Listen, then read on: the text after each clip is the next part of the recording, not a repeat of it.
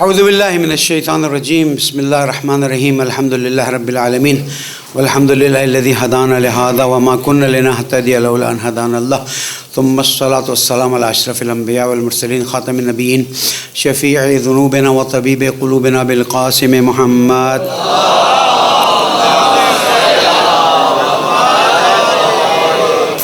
وعلى أهل بيته الطيبين الطاهرين المعصومين المظلومين الذين أذهب الله عنهم الرجس وطهرهم تطهيرا.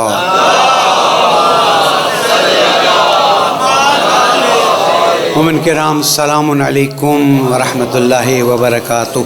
اوصیکم ونفسی بتقوی اللہ ونظم امرکم. تقوی اختیار کیجیے، امور کو منظم کیجیے، یہی کامیابی کا راستہ ہے.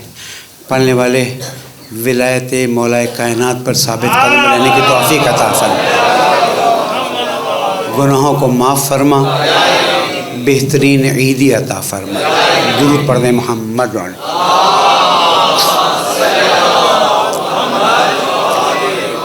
سب سے پہلے میں امام جواد علیہ السلام کی ولادت کی مبارک پیش کرتا ہوں جو کل گزری، اور پھر مولا کائنات شیر خدا مولود کعبہ علی مرتضیٰ علیہ السلام کی ولادت کی مبارکباد پیش کرتا ہوں.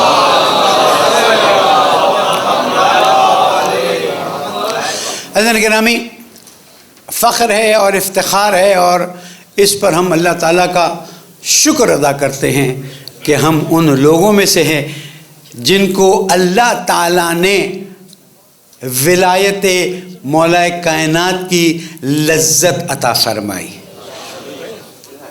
اور ہم اس پر جتنا شکر کریں کم ہے. اس لیے کہ حق اور باطل کا ملاک اللہ سبحانہ و تعالیٰ نے اپنے حبیب کے ذریعے مولا کائنات کو قرار دیا ہے. جو علی کا ہے وہ اللہ کا ہے، وہ رسول کا ہے، وہ قرآن کا ہے، وہ اسلام کا ہے. جو علی کا نہیں وہ کسی کا بھی نہیں. ہم 13 رجب کو جتنی خوشی منائیں کم ہے، اور ہم اعلان کہتے ہیں کہ کسی بھی نقطے پر ہم علی ولی اللہ وصی رسول اللہ و خلیفۃ بلا فصل کو نہیں چھوڑیں گے. اب اگر اس پر آنچ آئی تو پھر کیا رہا. اور میں نے لاہور میں یہ بات، جہاں پر الحمدللہ ذاکرین نظام کی بھرپور نمائندگی تھی، تنظیموں کی بھرپور نمائندگی تھی، اور سب نے ایک آواز میں کہا کہ ہم اس تحریک میں آپ کے ساتھ ہیں، اس لیے کہ یہ کسی پارٹی کا مسئلہ نہیں، کسی فرد کا مسئلہ نہیں، کسی ذاکر کا مسئلہ نہیں، کسی شاعر کا مسئلہ نہیں، کسی نوحہ خان کا مسئلہ نہیں. یہ مسئلہ مکتب تشیع کا ہے. عزیزان گرامی، اللہ سبحانہ و تعالیٰ نے کائنات میں ایک شخصیت کو خانہ کعبہ کے اندر، تحریف مت کریں کہ خانہ کعبہ سے مراد وہ اطراف خانہ کعبہ تھا، نہیں. امین علیہ السلام کی والدہ حمل کے آخری زمانے میں دیوار خانہ کعبہ سے مس کرتی ہیں اپنے آپ کو، دروازے خانہ کعبہ پہ نہیں جاتی ہیں. مولا، یہ آپ کی ماں کو اتنی سمجھ کہاں سے آ گئی کہ دروازے سے جائیں گے تو کہا جائے گا ہاں بنی ہاشم کے پاس چابیاں تھیں، بنی ہاشم کی خاتون تھی، کسی نے پیچھے سے تالا کھول دیا ہوگا، چلی گئی ہوگی اندر. عقل کے پیدل، عقل کے مارے لوگوں حضرت مریم سے کہا تھا مریم باہر نکلو. کہا تھا کہ نہیں کہا تھا؟ حضرت عیسیٰ علیہ السلام اللہ تعالیٰ کے وہ نبی جو باپ کے بغیر، والد کے بغیر پیدا ہوئے، اور جب پورا اللہ تعالیٰ نے اس معجزے کو انسانیت کے لیے ظاہر کرنا پسند کیا تو پھر بھی عبادت گاہ میں نہیں بلایا، کھجور کے درخت کے نیچے فرشتے کے ذریعے پورے پروٹوکول کے ساتھ حضرت عیسیٰ علیہ السلام کی ولادت ہوئی. لیکن کیا وجہ ہے کہ ایک ایسی ہستی کہ جس کا نام علی المرتضیٰ ہے، شیر خدا ہے، عین اللہ ہے، ید اللہ ہے، وجہ اللہ ہے، سیف اللہ ہے، اس کی ماں کو اللہ سبحانہ و تعالیٰ نے بتایا یا اسے خود خیال آیا؟ سوچنے کا مقام ہے. سوال دے دیتا کہ دیکھو دروازے کی طرف مت جانا، پیچھے کی دیوار کی طرف جانا، اس لیے کہ ایک نشانی قیامت تک باقی رکھنا ضروری ہے. اور جب گئیں پالنے والے اس ولادت کو میرے لیے مبارک قرار دے. کچھ لوگ بیٹھے تھے، اچھا ہے رات کی تاریکی نہیں تھی، اچھا ہے لوڈ شیڈنگ نہیں ہو رہی تھی، اچھا ہے کہ دن دھاڑے کام ہوا. دیوار پیچھے والی رات کو شک ہوتی تو کہتے ابو طالب نے شک کر دی. دن کے اندر دیکھنے والوں نے، جن کو پتہ بھی نہیں تھا کہ آگے کیا ہونے والا ہے، دیکھا کہ خاتون کے لیے دیوار شک ہوئی. مجھے صرف اتنا بتا دیں، اس وقت اگر اس دیوار میں ذرا سی بھی کپکپاہٹ ہو، آپ رہیں یا نہ رہیں، میں وہاں بھاگا ہوا نظر آؤں گا. اپنی بات کروں، آپ کی کیوں بات کروں؟ آپ لوگ تو مجاہد ہیں، ہمت والے. یہاں ذرا سی ترتراہٹ ہوگی، میں وہاں بھاگا ہوا نظر آؤں گا. یہ کس کی ماں ہے کہ جس نے یہ نہیں سوچا کہ یہ دیوار مجھ پہ گر رہی ہے، جس نے یہ سمجھا کہ دروازہ کھل رہا ہے میرے لیے. دور ہٹ جاتی، لکھنے والے لکھ دیتے، گھبرا گئی، بے ہوش ہو گئی، وہیں حمل سخت ہو گیا، وہیں کام خراب ہو گیا. لیکن یہ کیسی ماں ہے جس کو لوگ مسلمان نہیں قبول کرنے کے لیے تیار ہیں، جس کے شوہر کو لوگ ان کو مسلمان اور ان کو رضی اللہ کہنے کے لیے تیار ہو کہ جنہوں نے کیا نہیں کیا. اور جس خاتون کا تاریخ میں ذکر آیا ہے کہ وہ پیچھے نہیں ہٹی، اور اس وقت تو ابھی پتھر نہیں مارے گئے تھے ان کے بچوں کو. اس وقت اس بچے نے ان کے بچوں کو کچھ نہیں کہا تھا، ان کو پتہ ہی نہیں تھا کہ ہو کیا رہا ہے. انہوں نے صرف اتنا دیکھا اور یہ بیان کیا کہ وہ خاتون دیوار شک ہوئی، اندر چلی گئی. ایسا لگتا ہے کہ کوئی باقاعدہ دعوت آئی ہوئی تھی. کیوں باقاعدہ دعوت نہ آئے؟ بالکل باقاعدہ دعوت آئی، اس لیے کہ رسول اکرم کا ولی دنیا میں آ رہا تھا جو قیامت تک اللہ کا ولی قرار پائے گا. کیوں پیچھے ہٹے جب کہ وہ شیر خدا کی ماں ہے، اور ماں کمزوری دکھاتی تو بچے کے اندر محمد حنفیہ جنگ صفین کے دوران، اس میں تمہارا قصور نہیں ہے، حسن رسول کا بیٹا ہے اور تو میرا بیٹا ہے، اس لیے پریشان مت ہو. لیکن علی شیر خدا کی ماں اس بات کو ثابت کر رہی ہے کہ ہم اس خاندان سے ہیں کہ جس خاندان کو اللہ سبحانہ و تعالیٰ ہدایت دے چکا ہے. اب اسلام لانے کی ضرورت. کون اسلام لایا؟ کب اسلام لایا؟ بچوں میں کون لایا؟ بڑوں میں کون لایا؟ ارے مولا کائنات اسلام لائے نہیں اس لیے کہ ان کا نور ہی مسلمان تھا. بحث ہی مت کرو اور تم لسٹ اپنی بناؤ، بچوں کا بھی نکال دو. پہلے کون اسلام لایا، دوسرا کون لایا، تیسرا کون اسلام لایا، اس لیے کہ کافر تھے تو اسلام لائے. جو پیدائشی اس نور کے ساتھ پیدا ہوں کہ جو اللہ سبحانہ و تعالیٰ نے اپنے حبیب کے لیے منور کیا ہوا تھا، اس کو اسلام لانے کی کوئی ضرورت. واضح ہے میری بات؟ آگے بڑھیں. خانہ کعبہ میں داخل ہوئی، پیچھے سے کوئی میزن آیا، اس نے دیوار چن دی. آپ کہیں گے مولانا تعریف کر رہے ہیں، کوئی نہیں آیا تھا، وہاں تو کہیں نہیں لکھا ہوا ہے کہ کوئی آیا بننا، اس نے جو ہے اینٹیں لگائیں کہ بھئی خانہ کعبہ کی دیوار شک ہو گئی کہیں گر نہ جائے، وہ دیوار خود ہی بند ہو گئی۔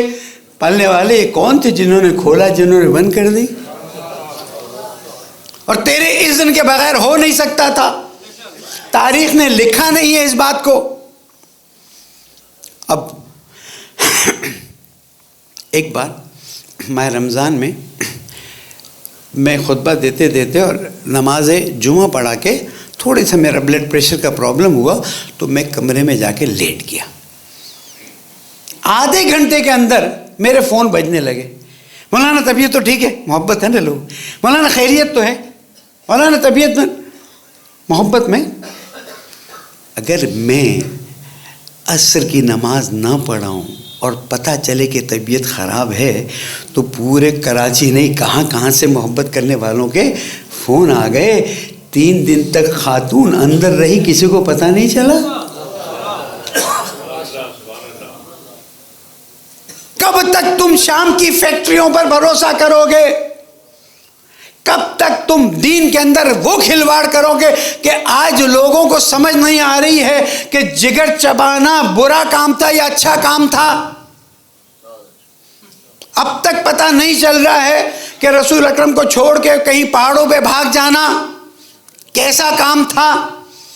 اب تک نہیں پتہ چل رہا ہے کہ کیوں 40ویں دن ہی قلعہ فتح ہونا تھا؟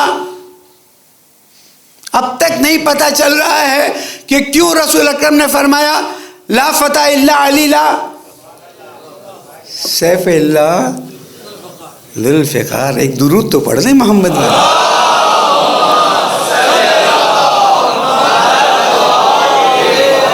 3 دن خاتون اندر ہیں اور اس کے بعد کائنات کی عظیم ترین ہستی اپنے ولی، اپنے وصی، اپنے وارث، اپنے خلیفہ کو دیکھنے کے لیے خانہ کعبہ میں داخل ہوئے۔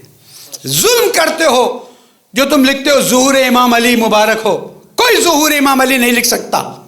ولادت مولا کائنات خانہ کعبہ میں مبارک لکھنا ضروری ہے، ورنہ تم انحراف کا شکار ہو جاؤ گے۔ کب تک مولا کائنات پر ظلم کرتے رہو گے؟ کب تک اپنا نظریہ لے کر اس پہ ڈالو گے؟ کتنی بار سمجھایا ہے کہ ظہور کے معنی کچھ اور ہو جاتے ہیں۔ یہاں اللہ سبحانہ وتعالیٰ نے خانہ کعبہ کے اندر ولادت کر کے بتایا ماں بھی پاک ہے، بیٹا بھی پاک ہے۔ یار درود پڑھیں پھر سے محمد۔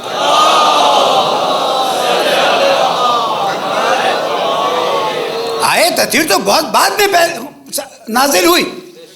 مولا کائنات کا خانہ کعبہ میں پیدا ہونا دلیل ہے اس بات کی کہ ماں بھی پاکیزہ ہے، بیٹا بھی پاکیزہ ہے اور پورا خاندان پاکیزہ ہے۔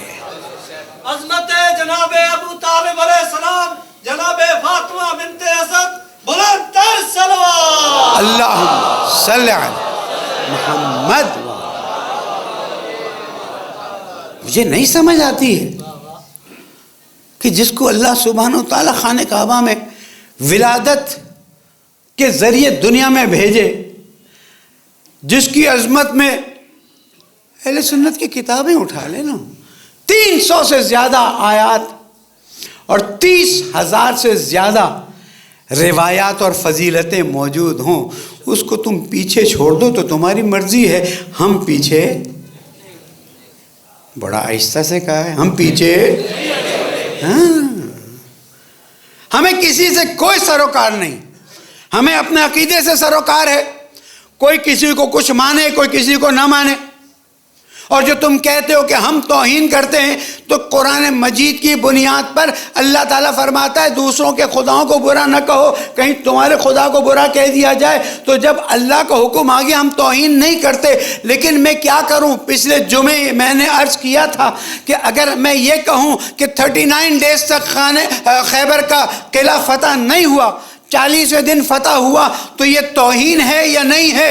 اس کو کون ثابت کرے گا؟ مسلسل آپ کی دعاؤں سے، اور مجھے پتہ ہے آپ میرے لیے ہر نماز میں دعا کر رہے ہیں، بھاگ رہا ہوں، اور انشاءاللہ اہل سنت نے بھی اب سمجھ لیا اس بات کو کہ ان کے ساتھ ہاتھ ہو گیا ہے۔ بنی امیہ والے ہمیشہ اہل سنت کے ساتھ ہاتھ کرتے رہے۔ کیسے ہاتھ ہوا؟ ہاتھ ایسے ہوا کہ اہل سنت کے ایک عالم دین نے ایک تقریر کی ہے، نام نہیں لیتا ہوں، ویڈیو موجود ہے سب جگہ پہ، اور اس نے کہا کہ تم لوگوں نے کیا کر دیا، کسی کو محترم بناتے بناتے اپنی قبر کھود دی۔ پہلے ان کے ذاکر اور ان کے مجلس پڑھنے والے کچھ چیزیں بیان کر دیتے تھے، اب ان کے اسکالرز داخل ہو گئے ہماری کتابوں میں اور وہ چیزیں نکال کے لائیں گے کہ تم تصور نہیں کر سکتے ہو۔ اور میں آج اعلان کرتا ہوں آپ کے سامنے، ان اسکالرز نے مجھ سے رابطہ کیا اور کہا میثمی صاحب پہلی اسٹریٹجی آپ اپنائیں، اس بل کو جس طرح سے چاہیں سلائیں رکائیں ختم کرائیں۔ دوسری اسٹریٹجی ہم اپناتے ہیں، علی کے چاہنے والوں کو تم کم مت سمجھا کرو، یہ آپ کے قم کے علماء ہیں، یہ آپ کے نجف کے علماء ہیں، یہ قم اور نجف سے پڑھ کے آنے والے علماء ہیں۔ امامے کو برا کہتے تھے نا، اب دیکھ لو جب علی ولی اللہ وصی رسول اللہ و خلیفتہ بلا فصل پر بات آئی ہے تو یہی میدان میں اتر آئے ہیں۔ پچھلے 12 دن میں میرے پاس اہل سنت کی کتابوں سے جو چیزیں آئی ہیں، اگر میں یہاں پڑھنا شروع کروں خدا کی قسم آپ میرا گلا دبا دیں گے۔ میں نے ان سے کہا خدا کے واسطے، میں نے ان سے کیا کہا؟ علیکم السلام، خدا کے واسطے یہ کام مت کرو۔ ہمارا اہل سنت سے عقیدتی اختلاف ہے، جھگڑا نہیں ہے، یہ ہمارے بھائی ہیں، یہ ہمارے محترم ہیں، ہم نے مل کر اسلام کا پرچم بلند کرنا ہے۔ اگر یہ دروازہ کھل گیا تو اہل سنت کا نقصان نہیں ہے، شان رسالت میں توہین ہونا شروع ہو جائے گی۔ درود پڑھ دیں محمد والے۔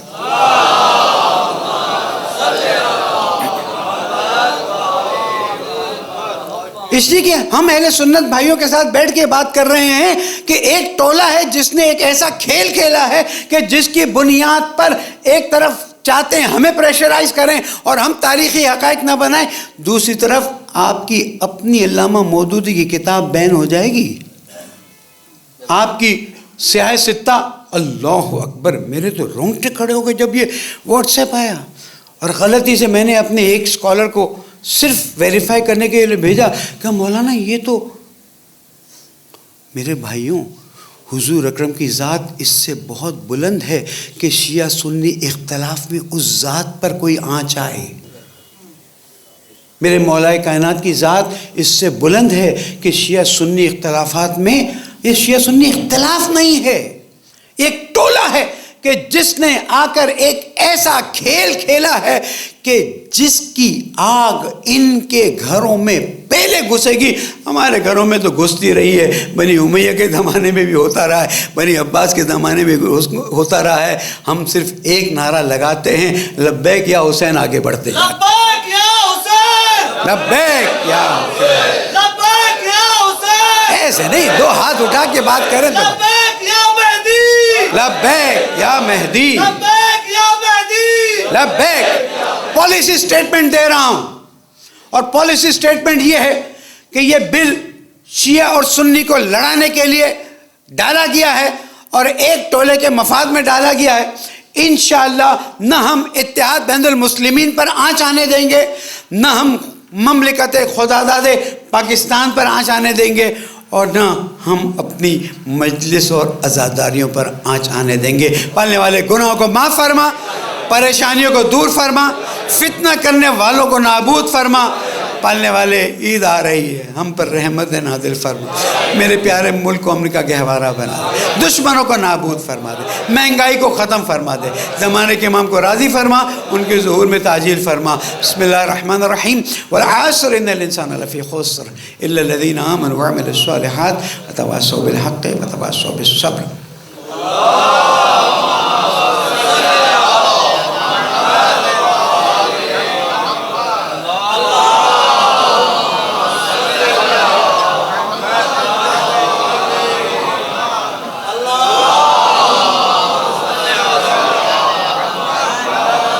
پالنے والے ہمیں اپنا اچھا بندہ بننے کی توفیق عطا فرما، اور ولایت مولا کائنات پر ثابت قدم رہنے کی توفیق عطا فرما۔ پالنے والے عیدی کے طور پر ظہور امام کو فائنل فرما دے۔ درود پڑھنے محمد والے۔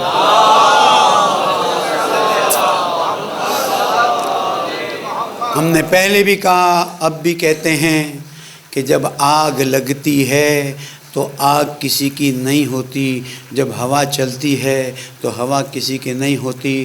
ہمارا دل غم سے بھرا ہوا ہے، ہمیں افسوس ہے کہ پشاور کی مسجد میں نماز پڑھتے ہوئے مسلمان بھائیوں کو شہید کیا گیا ہے۔ اب کوئی قاتل کو پکڑے گا یا نہیں پکڑے گا؟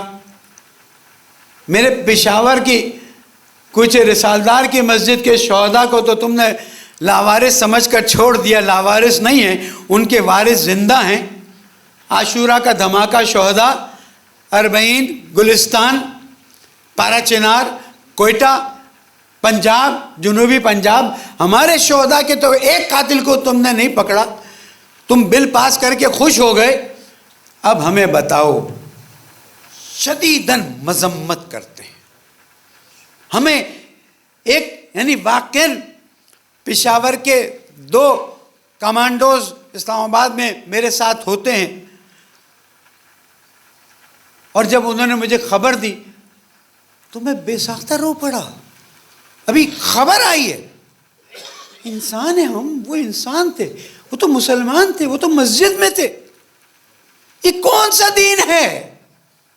یہ کون سا مذہب ہے؟ کل تک تم ہمیں مارتے تھے اس جھوٹے نعرے کی بنیاد پر، جس نعرے کی بنیاد پر ہر مسلک دوسرے مسلک کو وہ بات کہتا ہے جو اس نعرے میں موجود ہے۔ اب یہ تو بیچارے، ہماری نظر میں تو یہ سب مسلمان ہیں، لیکن ان بیچارے 100 سے زیادہ شہداء، 100 سے زیادہ خاندان، کیا دو گے کمپنسیشن میں؟ 10 کروڑ دو گے تو بھی کچھ نہیں ہونے والا ہے، اس لیے کہ باپ کا سایہ اٹھ جانا، یتیمی ہم دیکھ رہے ہیں نا، شہداء کوئٹہ، شہداء پشاور، شہداء پار، سارے جو شہداء کے میں نے نام لیے، ان کی یتیموں کو ہم محسوس کر رہے ہیں نا۔ جو ان کے لیے کام کر رہا ہے، چاہے شہید فاؤنڈیشن اور دوسرے ہو، ہم ان کے لیے دعا کریں گے، لیکن کچھ بھی کر لیں آپ، باپ کا سایہ اٹھ گیا تو ختم ہو گیا۔ کیا دو گے؟ کیا جواب دو گے؟ حکومت سے پوچھتا ہوں، ریاست سے سوال کرتا ہوں، اور میرا سوال کرنے کا حق بنتا ہے۔ یہ کیا ہو گیا؟ یہ کیسے ہو گیا؟ اس کا جواب کون دے گا؟ پاکستان کو کہاں لے جانا چاہتے ہو؟ اے پی ایس کا کیا ہوگا؟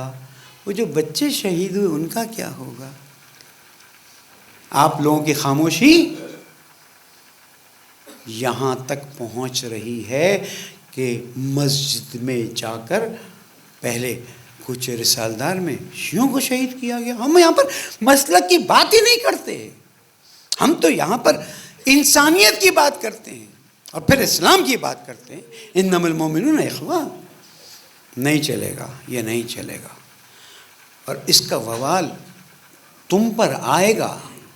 یہ جو تم سمجھتے ہو نا، ہم تو نظر نہیں آتے، کام کر کے غائب ہو جاتے ہیں، اللہ کی چھڑی بے آواز ہے، اور جس دن وہ چلی، خدا شاہد ہے، اتنا پیارا ملک اللہ تعالیٰ نے دیا ہوا ہے جس کی نعمتوں کو آپ تصور نہیں کر سکتے، اس کا وہ حشر کیا جا رہا ہے۔ میں آپ کو وارن کرتا ہوں، اور ذمہ داروں کو پیغام پہنچائیں، اور جو ذمہ داروں کو پیغام پہنچانے والے یہاں آتے ہیں، میں ان کا تہ دل سے شکر گزار ہوں کہ ان کی محنت سے میری بات وہاں پہنچتی جہاں تک نہیں پہنچ سکتی، اور ظاہر ہے سوشل میڈیا کی ٹیم کا بھی شکریہ ادا کرتا ہوں۔ لکھ لیجئے، 1 فروری سے 90 دن کے اندر کیا ہونے والا ہے، نہ آپ تصور کر سکتے ہیں، نہ میں تصور کر سکتا۔ 90 دن دعا کیجئے، 13 رجب کو نا اپنے پیارے ملک کے لیے دعا کیجئے، ان لوگوں کے لیے دعا کیجئے جو بیچارے، کیا تنخواہیں ہیں پولیس والوں کی، رینجرز کی، حتیٰ فوج کے جو سپاہی ہوتے ہیں، کیا تنخواہیں ہیں، اس کے باوجود وہ کوشش کرتے ہیں، لیکن ان کو جان بوجھ کر ناکام بنایا جاتا ہے، ان کو ناکارہ رکھا جاتا ہے. پورا ایجنڈا ہے، اس ملک کو تباہ کر دو، اس ملک کو برباد کر دو. انشاءاللہ تم تباہ و برباد ہوگے، پاکستان تباہ و برباد. درود پڑھے محمد والے.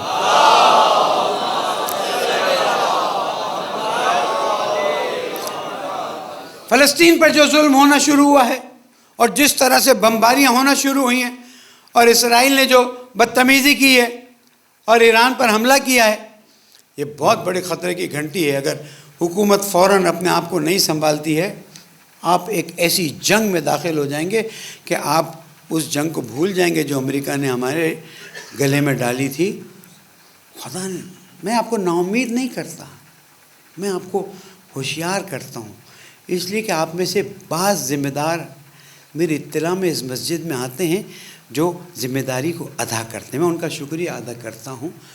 لیکن آپ سب ہر نماز کے بعد دعا کیجئے کہ پالنے والے میرے پیارے ملک کو امن کا گہوارہ بنا، فلسطینیوں کے مسائل کو حل فرما دے، اور یہ جو اقتصادی بم ہم پر گرایا گیا ہے اس مسئلے کو فوراً حل کر دے.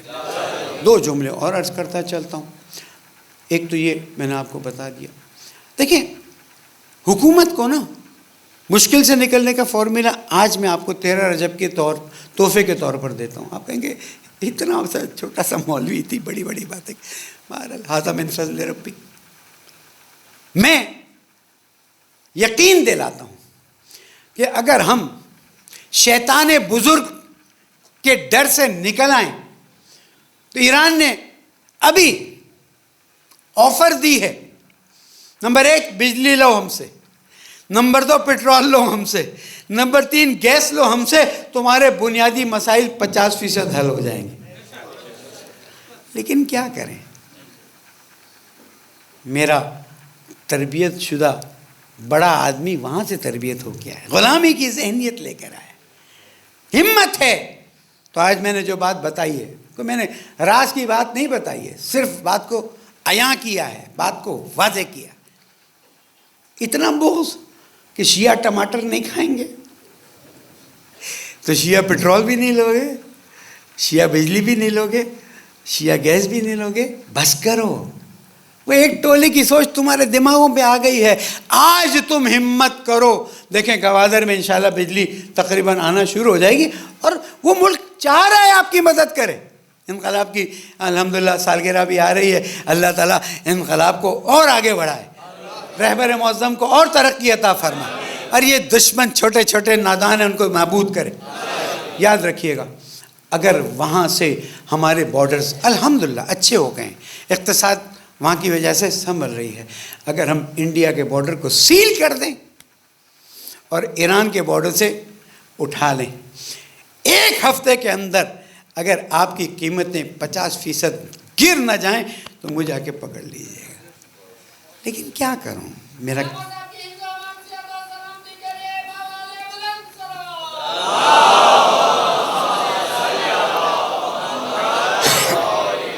کیا کروں، میرا کمیشن نہیں ہوگا تو میں پیٹرول نہیں آنے دوں گا.